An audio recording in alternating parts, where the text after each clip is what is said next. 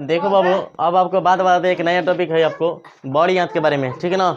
आपको जस्ट पीछे अभी बताएं किसके बारे में, हम जस्ट पीछे किसके बारे में बताएं, अमाशय के बारे में। अब बात करेंगे आपको किसके बारे में, बॉडी आंत ना है, बॉडी आंत है ना, अभी छोटी आंत पहले बता चुके हैं। अब बात करें किसके बारे में, बॉडी आंत। ये बॉडी आंत जो है कि बहुत जानकारी वाला बात देता है, आपको जानकारी करना होगा कि बॉडी आंत है क्या, ठीक है ना। यानी कि बॉडी आंत के बारे में वर्णन करें कि बॉडी आंत होता क्या है। और तब इसका जस्ट नीचे में आपका दूसरा टॉपिक है यकृत। यकृत का मतलब किडनी, ठीक है ना। तो यकृत के बारे में बताएंगे, यकृत के बारे में बताएंगे, आप फिर बताएंगे बॉडी आंत। तो पहले बॉडी आंत के बताएंगे, तो बॉडी आंत के बाद किसको, किडनी के यानी कि यकृत को बताएंगे। सुनो, अब कहता है कि बॉडी आंत जो होता है, बॉडी आंत ये छोटी आंत आहार नल के अगले भाग, छोटी आंत जो होता है आहार नल के अगले भाग बॉडी आंत में जाकर खुलता है। छोटी आंत जो होता है आहार नल के अगला भाग बॉडी आंत में खुलता है। तो छोटी आंत खुलता क्या है, छोटी आंत केकरा में खुलता है, आहार नल के अगला भाग बॉडी आंत में खुलता है। आहार नल के अगला भाग बॉडी आंत में खुलता है, यानी कि छोटी आंत खुलता है किसमें, बॉडी आंत में। छोटी आंत खुलता है बॉडी आंत में। तो छोटी आंत जो होता है आहार नल के अगले भाग बॉडी आंत में जाकर खुलता है। आहार नल के अगले भाग कौन होता है, बॉडी आंत। इसी बॉडी आंत में जाकर खुलता है छोटी आंत। अब बातें करते हैं बॉडी आंत की। अब सुन लो, ये बॉडी आंत जो होती है इसके दो भाग होते हैं। बॉडी आंत के दो भाग, एक होता है पहला कोलन, दूसरा होता है मलाशय। पहला भाग होता है कोलन, दूसरा भाग होता है मलाशय। इसी को इंग्लिश में कहते हैं रेक्टम, रेक्टम उसको कहते हैं कोलन, ठीक ना। तो हर जगह आपको बुक में दिखेगा कोटन कोलन और दूसरा दिखेगा मलाशय। मलाशय के बारे में नीचे बताएंगे। मलाशय होता है एक भाग होता है बॉडी आंत का, कोलन भी भाग होता है एक बॉडी आंत का। तो बॉडी आंत के दो भाग, पहला भाग कोलन, दूसरा भाग मलाशय। और मलाशय का दूसरा नाम है रेक्टम। ये बात याद रखना कि मलाशय के दूसरा नाम रेक्टम। आ जाओ, सुनते रहो, खाली बात धीरे धीरे सुनते रहो। अब कहता है कि छोटी आंत तथा बड़ी आंत के जोड़ पर, छोटी आंत तथा बड़ी आंत के जोड़ कहने का मतलब है कि छोटी आंत होगा और एक बड़ी आंत होगा, दोनों एक दूसरे पर आकर कहीं ना कहीं सटेगा, ठीक है ना। तो छोटी आंत जो होता है और बड़ी आंत जो होता है आपके कहीं ना कहीं एक दूसरे के साथ आकर जुड़ता है। एक दूसरे के साथ छोटी आंत और बड़ी आंत जब जुड़ता है तो एक छोटी नली का निर्माण करता है और इस छोटी नली को कहते हैं सीकम। उस छोटी नली को कहते हैं सीकम। तो कोई कहेगा सीकम है क्या, तो सीकम जो होता है छोटी आंत और बड़ी आंत के जोड़ है, छोटी आंत और बड़ी आंत का जोड़ है। छोटी आंत जब बड़ी आंत मिलती है तो एक छोटी नली निर्माण करती है और छोटी नली को ही कहा जाता है सीकम। और सुन लीजिए, सीकम के शीर्ष पर एक अंगुली जैसी रचना होती है। इसी सीकम के शीर्ष पर जब छोटी आंत जब बड़ी आंत दोनों एक दूसरे से जुड़ती है तो जुड़ने के बाद सीकम का निर्माण होता है और सीकम के शीर्ष पर एक अंगुली जैसी रचना होती है जिसे अपेंडिक्स के नाम से जाना जाता है। जिसे किस नाम से जाना जाता है, अपेंडिक्स के नाम से जाना जाता है। और इसका सिरा जो होता है बंद होता है। किसका सिरा, सीकम का। सीकम का सीरा का मतलब होकर आगे के सिर से, ठीक है ना जिलेबी के सिरा ही ना सिरा है, ठीक है ना। सीरा मतलब होकर आगे वाला भाग, ठीक है ना। सीरा मतलब मुख्य भाग जो होता है वो क्या होता है, वो बंद होता है। और ये अंगुली जैसी जो रचना होती है उसे क्या कहा जाता है, अपेंडिक्स कहा जाता है। अपेंडिक्स बोला, हाँ समझाओ तो बड़े के लिए तू समझे की कोशिश नहीं कर, ठीक है ना। तो सीकम का निर्माण कैसे होता है, छोटी आंत और बड़ी आंत के जुड़ने पर।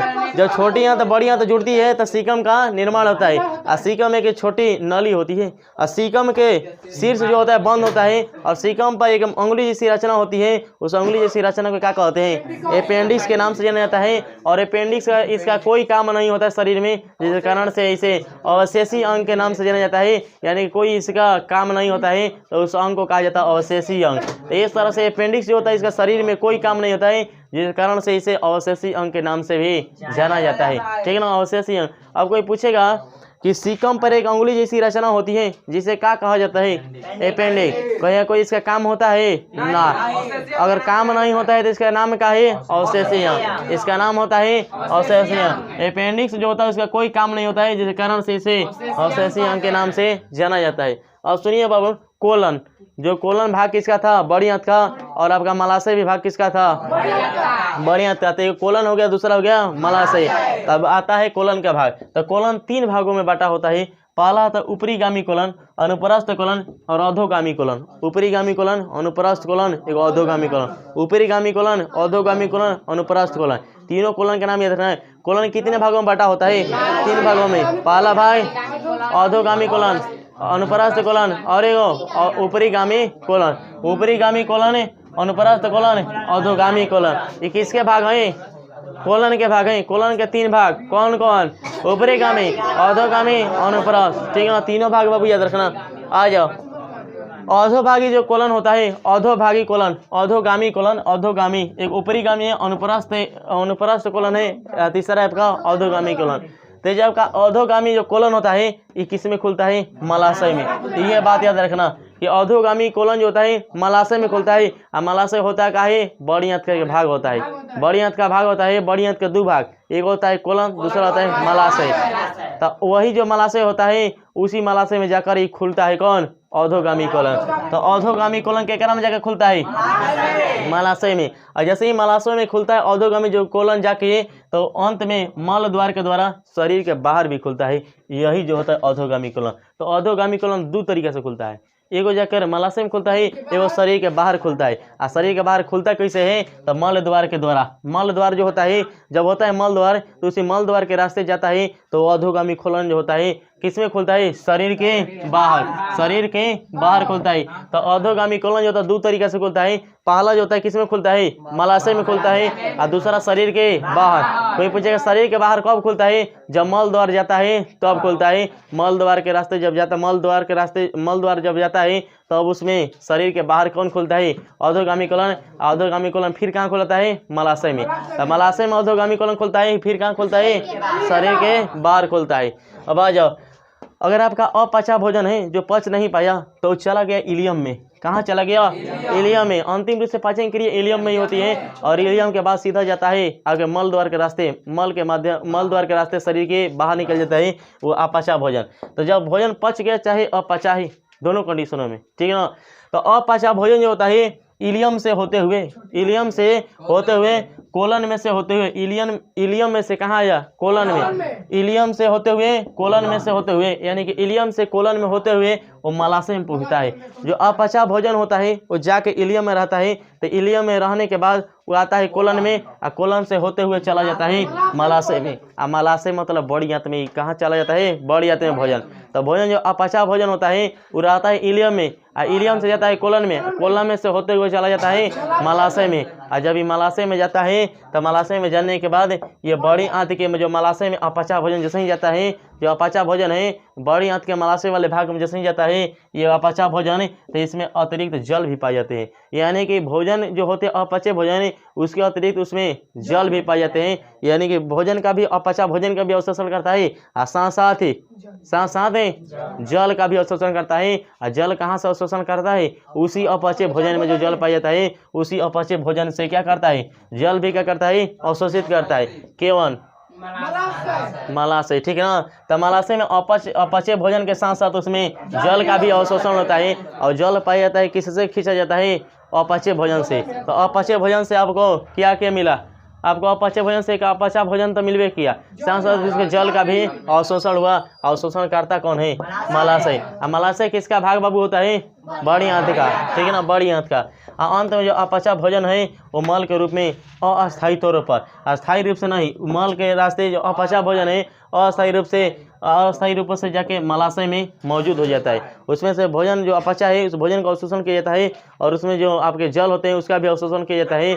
और अंतिम रूप से जब अपचा भोजन जो होता है मल द्वार के रास्ते ये कहाँ चल जाता है? अस्थायी रूप से भोजन जो अपचा होता है तो मल के रूप में अस्थायी रूप से जाकर मलाशय में बैठ जाता है, मलाशय में मौजूद होता है, मलाशय में संचित हो जाता है। इसके बाद यहाँ से यह समय पर मल द्वार के रास्ते शरीर से बाहर निकल जाता है। तो अपचे भोजन का निवारण भी हो सकता है किसके द्वारा? मलाशय के द्वारा, मलाशय के द्वारा।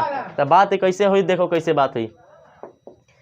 आगे बड़ी आते क भाग में? 2 भाग में। पहला भाग कोलन, दूसरा भाग मलाशय। कोलन के कितने भाग? 3 भाग। ऊपरीगामी, अधोगामी, अनुप्रस्थ। होखा ना 3 हो। अधोगामी कोलन जो होता है किस में खुलता है? मलाशय में खुलता है। अधोगामी कोलन जो होता है मलाशय में खुलता है, और फिर कहाँ आकर खुलता है? शरीर के बाहर खुलता है। और शरीर के बाहर कब खुलता है? मल द्वार के रास्ते। जब मल द्वार के रास्ते मल जब जाता है मल द्वार में, तब उसी समय जाकर कहाँ खुलता है?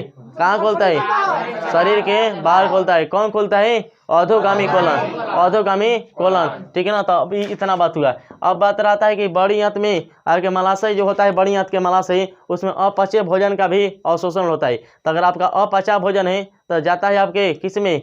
मलाशय में, ठीक है ना। मलाशय में जाता है कैसे? तो पहले जाता है इलियम में, इलियम से होते हुए कोलन में, कोलन से चला जाता है मलाशय में। अपचा भोजन चल गया मलाशय में। जैसे ही मलाशय में जाता है तो मलाशय में भोजन जो होता है उसका अपचे भोजन का अवशोषण होता है, और उस अपचे भोजन में जो आपके जल पाए गए उसका भी अवशोषण होता है। इस तरह से अपचा भोजन फिर चला गया मलाशय में, और उसी मलाशय में जाकर अपचा भोजन स्थिर हो गया, संचित हो गया। इसके बाद मल द्वार के रास्ते अस्थायी रूप से उसी में रहता है।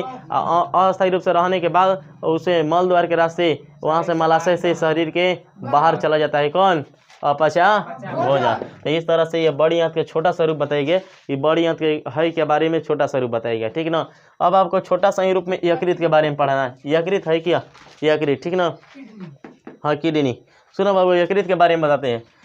कहता है कि यह शरीर की सबसे बड़ी ग्रंथि है। शरीर की सबसे बड़ी ग्रंथि यकृत क्या है? यकृत। तो सबसे बड़ी ग्रंथि जो होती है आपके कौन होती है? यकृत यानी किडनी। तो ये जो यकृत होता है ये शरीर की सबसे बड़ी ग्रंथि होती है। इसका भार होता है लगभग 1.5 kg के बराबर। इसका भार होता है 1.5 kg के बराबर। इसका बाबू वजन याद रख लेना कि इसका वजन जो होता है लगभग 1.5 kg के बराबर होता है। लेकिन एक वयस्क मनुष्य में, एक वयस्क मनुष्य में नहीं तो पता चलेगा कि लड़का है 6 महीना के या 1.5 kg वजन, बेचारा का 1.5 kg किडनी हो जाएगी है ना। एक वयस्क मतलब एक जवान आदमी 18 साल का आदमी बा, 17 साल का आदमी बा, 20 साल का आदमी बा, माने एक जवान आदमी में एक और वजन कितना रही? 1.5 kg के। आई माँ सोची ना कि अगर छोटी को लड़का बा तो 1.5 kg, बेचारे के 1.5 किलो वजन है, किडनी हो गई रे ना। याद रखिए बात, ठीक है। हाँ, कहाँ दाहिने? अरे उधर उधर उधर मतलब पेट के ऊपर दाहिना भाग में एक और है, दोनों है पेट के ऊपर दाहिने भाग में स्थित होता है। पेट के ऊपर दाहिना भाग में, तब रुक जाओ धीरे धीरे सुने। तो किडनी जो होता है एक वयस्क मनुष्य में लिखा ना है आपको, एक वयस्क मनुष्य में 1.5 kg के। लेकिन एक वयस्क मनुष्य में याद रखना है कि एक वयस्क मनुष्य में होता है आपको कितना kg के? 1.5 kg। कोई कही कि 60 साल के बाद वयस्क मनुष्य में गिनती हुई, जैसे 20 से 18 पार किलन तो 1.5 kg रही, ठीक ना। लेकिन जब सामान्य बच्चा को छोटी बाबा में 1.5 kg की ना रही, ठीक ना। अगर छोटी एगो रही, ठीक ना है। कतनो बड़े हो जा उतनी हो रही, लेकिन अगर छोट रहा पे अगर वजन 1.5 kg ना रही, ठीक है ना। हाँ, सुना जाए नहीं ये बात कहा। यकृत जो होता है शरीर की सबसे बड़ी ग्रंथि होती है, और इसका वजन जो होता है 1.5 kg होता है। ये जो पाया जाता है उदर के ऊपरी दाहिने भाग में स्थित होता है। उदर के ऊपर ही दाहिना भाग में, उदर के ऊपर के नहीं दाहिने भाग में स्थित होता है। तकाबो का कहत रहा बोला, ये कहत उदर के ऊपर ही दाहिने भाग में स्थित होता है, ओकरा दाहिना भाग में। तो उदर है ना वो कहल ते का दाहिना तो उदर के ऊपर ही दाहिने भाग में स्थित होता है आपका कौन? यकृत। तो उदर गुहा के दाहिने भाग में, मतलब दोनों ओर रही दाहिना भाग, उदर के दाहिना भाग में एक और बात एगो जस्ट एने तेगो एने, ठीक है ना। तो दाहिना भाग में ये कौन स्थित होता है? कौन? यकृत। यकृत उदर गुहा के दाहिने भाग में स्थित होता है। और सुनो बाबू, यकृत के कोशिकाओं से पीत का स्राव होता है। बात यहाँ से इंपॉर्टेंट निकल कर आए। पीत का स्राव किससे होता है? यकृत कोशिकाओं से। तो यकृत कोशिकाओं से किसका स्राव होता है? पीत का स्राव होता है। तो पीत का स्राव यकृत कोशिकाओं से होता है। ये जो स्रावित पीत जो होता है इसका संचय जो होता है पित्ताशय में होता है। अब पित्ताशय एक छोटी थैली जैसी रचना होती है, एक छोटी थैली जैसी रचना होती है। तो पित्ताशय एक छोटी थैली जैसी रचना होती है, और पित्ताशय में यहीं जाकर पित्त जाकर क्या हो जाता है? संचित हो जाता है। और पीत का स्राव यकृत कोशिकाओं से होता है। यकृत कोशिकाओं से किसका स्राव? पीत जाके संचित के काम होई पित्ताशय में। पित्ताशय कैसा रचना होता है? छोटी थैली जैसी रचना होती है। बोलो उदर गुहा के बाईं ओर दाहिने ओर कौन पाया जाता है? यकृत। उदर गुहा के दाहिने ओर कौन पाया जाता है? यकृत, किडनी। एक वजन कितना केजी होता है? 1.5 kg। अब बोलो तो यकृत जो होता है यकृत कोशिकाओं पीत का स्राव करती है। तो बात बता दिए, ठीक ना। और शरीर की सबसे बड़ी ग्रंथि जो होती है वह होती है यकृत। अब आ जाओ बाबू आगे बात करते हैं। यकृत से कई छोटी छोटी यकृत नलिकाएं निकलती है। यकृत जो होती है उस यकृत से कई छोटी छोटी नलिकाएं भी निकलती हैं, और ये छोटी छोटी जो नलिकाएं निकलती हैं ये यकृत नलिकाएं, जो छोटी छोटी नलिकाएं निकलती है ये यकृत नलिकाएं पिताशय से निकलने वाली नलिकाओं के साथ एक बात बोला कि छोटी छोटी जो नलिकाएं निकलती है यकृत से उसे यकृत नलिकाएं कहते हैं। और यही यकृत नलिका जो होते हैं पिताशय से निकलने वाली पिताशय नलिका, पिताशय से निकलने वाले पिताशय नलिका, और यकृत से निकलने वाले यकृत नलिका और पिताशय से निकलने वाली पिताशय नलिका के साथ जाकर जुड़ जाती है। और जुड़ने के बाद एक मूल पित्तवाहिनी का निर्माण करती है। यानी कि मूल पित्तवाहिनी कहने का मतलब एक कोशिका का निर्माण करती है जिसे मूल पित्तवाहिनी कोशिका के नाम से जाना जाता है। तो जब यकृत कोशिकाएं यकृत नलिकाएं मिलती है किसी से पित्त नलिकाओं से, यकृत नलिकाएं पित्त नलिकाओं के साथ जब जुड़ती है तो बनाती है आपको मूल पित्त नलिकाएं, यानी कि मूल पित्त वाहिनी का निर्माण करती है। ये जब छोटी अंत पढ़ाए होंगे उसमें भी बताए हैं, यह पढ़ो छोटी अंत पढ़ाए थे तो उसमें भी बताएं कि जब यकृत नलिकाएं जो होती हैं और आपके पित्त और कौन सी नलिकाएं पित्त नलिकाएं जब एक दूसरे के साथ जुड़ती है तब क्या बनाती है मूल पित्त वाहिनी का निर्माण करती है। ठीक है ना। अब आ जाओ उतनी पित्त के बारे में बताते हैं। ये पित्त आपको अलग से भी प्रश्न लिखा सकते थे कि पित्त है क्या, लेकिन हम सोचे कि इसी में लिखा देते हैं। तो अगर आता है आपको कि पित्त है क्या, तो पित्त जो होता है एक गाढ़ा रंग का कैसा द्रव है, क्षारीय द्रव है। पित्त जो होता है हरा रंग का एक क्षारीय द्रव होता है। ये जो होता है इसमें कोई एंजाइम पाया नहीं जाता है। ठीक है ना। तो पित्त का रंग हरा, गाढ़ा हरा रंग का होता है और ये द्रव कैसा है, क्षारीय द्रव है। तो क्षारीय द्रव होता है आपका पित्त और कलर में होता है हरा और इसमें कोई एंजाइम नहीं पाया जाता है। एक नज़र मारिए इस पर, पता नहीं कहाँ पर दिक्कत है, एक नज़र ये पर दे दो। बड़ी आंत आया करिए। दो गो बातें हैं आपके टॉपिक, दो गो बातें हैं, एक बड़ी आंत एक